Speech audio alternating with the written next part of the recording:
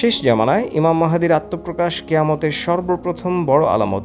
তিনি আগমন করে এই উম্মতের নেতৃত্বের দায়িত্বভার গ্রহণ করবেন, ইসলাম ধর্মকে সংস্কার করবেন এবং ইসলামী শরীয়তের মাধ্যমে বিচার ফয়সালা করবেন।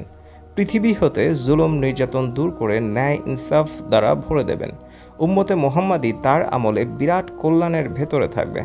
ইবনে কাসির রহমাতুল্লাহি আলাইহি বলেন, তখন ফল ফলাদিতে প্রচুর বরকত হবে, মানুষের সম্পদ বৃদ্ধি পাবে, ইসলাম বিজয়ী হবে, ইসলামের শত্রুরা পরাজিত হবে এবং সকল প্রকার কল্যাণ বিরাজ করবে।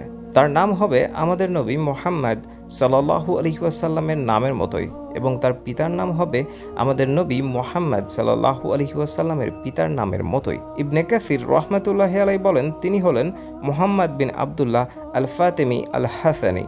তিনি পূর্বের একটি অঞ্চল থেকে প্রকাশিত হবেন, তবে পূর্ব দিক বলতে মদিনা মুনাওয়ারা হতে পূর্বের দিক বোঝানো হয়েছে। নবী মুহাম্মদ সাল্লাল্লাহু আলাইহি ওয়াসাল্লাম বলেন, তোমাদের গুপ্তধনের নিকট 3 জন লোক ঝগড়া করবে, প্রত্যেকেই হবে খলিফা পুত্র, কেউ তা দখল করতে পারবে না।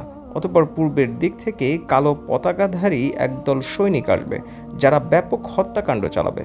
হাদিসের বর্ণনাকারী বলেন, এরপর নবী মুহাম্মদ সাল্লাল্লাহু আলাইহি ওয়াসাল্লাম কি একটা বলছিলেন, আমরা তা মনে রাখতে পারিনি।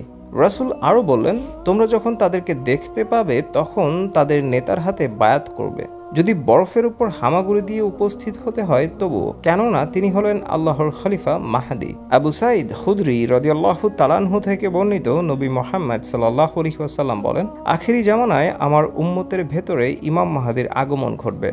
তার শাসনকালে আকাশ থেকে প্রচুর বৃষ্টিপাত হবে, জমিন প্রচুর ফসল উৎপন্ন করবে। তিনি মানুষের মাঝে সমানভাবে প্রচুর পরিমাণে সম্পদ বিতরণ করবেন। গৃহপালিত পশুর সংখ্যা বৃদ্ধি পাবে এবং উম্মতে মুহাম্মাদির সম্মান বৃদ্ধি পাবে। তিনি 7 অথবা 8 বছর জীবিত থাকবেন। রাসূল আরও বলেন, আমি তোমাদেরকে মাহদীর আগমনের সুসংবাদ দিচ্ছি। মানুষেরা যখন মতবিরোধে লিপ্ত হবে তখন তিনি প্রেরিত হবেন। পৃথিবী হতে জুলুম নির্যাতন দূর করে ন্যায় ইনসাফ দ্বারা ভরে দেবেন। আসমান জমিনের সকল আধিবাসী তার উপর সন্তুষ্ট থাকবে। তিনি মানুষের মাঝে সমানভাবে সম্পদ বিতরণ করবেন। ইমাম মাহদীর আগমনের উপর বিশ্বাস স্থাপন করা ওয়াজিব, কারণ তার আগমনের ব্যাপারে সহিহ হাদিস বর্ণিত হয়েছে। ইমাম মাহদীর সময়ে মুসলমানদের ঈমান ও শক্তি ধ্বংস করার জন্য দাজ্জালের আগমন ঘটবে। দাজ্জালের মোকাবেলা করার জন্য আল্লাহ তাআলা ঈসা আলাইহিস সালামকে প্রেরণ করবেন। ইমাম মাহদীর আগমন এবং বর্তমান সময়ে বিভিন্ন দেশের সঙ্গে ইহুদিদের যে যুদ্ধের বিষয়টা আপনারা লক্ষ্য করছেন, এগুলো সেগুলোরই সূচনা হিসেবে আমরা ধরে নিতে পারি। শেষ জামানায় এই উম্মতের মধ্যে একজন সৎ লোক আগমন করবেন। মাকামে ইব্রাহিম এবং রুকুনে ইয়ামানের মধ্যবর্তী স্থানে মুসলমানগণ তার হাতে বায়াত গ্রহণ করবেন।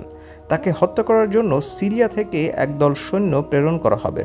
সৈন্যদলটি যখন মক্কার পথে বায়দা নামক স্থানে পৌঁছবে তখন ভূমিধসে সকল সৈন্য হালাক হয়ে যাবে। আল্লাহ তাআলা ইমাম মাহদীকে এভাবে শত্রুদের হাত থেকে হেফাজত করবেন।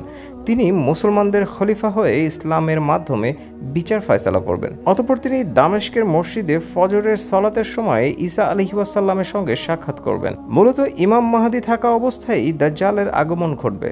যুদ্ধ করতে করতে মুসলমানগণ একদম কোণঠাসা হয়ে যাবে। তারা সিরিয়ার দামেস্কের একটি মসজিদে আশ্রয় নেবেন। যখন ফজরের সালাতের ইকামত হচ্ছে তখন ঈসা আলাইহিস সালাম 2 জন ফেরেশতার কাঁধের উপর ভর দিয়ে আসমান থেকে নেমে আসবেন। প্রথমে তিনি ঈসা আলাইহিস সালামকে নামাজের ইমামতি করার জন্য অনুরোধ করবেন, কিন্তু তিনি তা প্রত্যাখ্যান করলে স্বয়ং ইমাম মাহদী ইমামতি করবেন। ঈসা ইবনে মারিয়াম আলাইহিস সালাম ইমাম মাহদীর পেছনে মুক্তাদি হয়ে সালাত আদায় করবেন। অতঃপর ঈসা আলাইহিস সালামের সাথে যোগ দিয়ে দাজ্জালের বিরুদ্ধে যুদ্ধ করার জন্য বের হবেন এবং দাজ্জাল হত্যার কাজে ঈসা আলাইহিস সালামকে সহায়তা করবেন। তারপর তিনি 7 বছর মতান্তরে 9 বছর পৃথিবীতে বসবাস করবেন এবং তারপরে মৃত্যুবরণ করবেন।